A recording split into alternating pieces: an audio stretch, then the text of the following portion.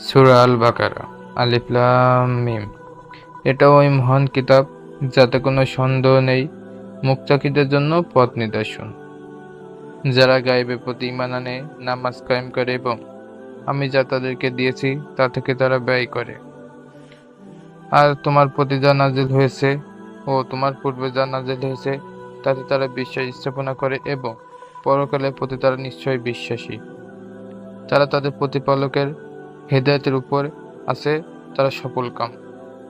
নিশ্চয় যারা কুফরি করেছে তাদেরকে তুমি ভয় দেখাও আর না দেখাও, উভয় তাদের জন্য সমান, তারা ঈমান আনবে না।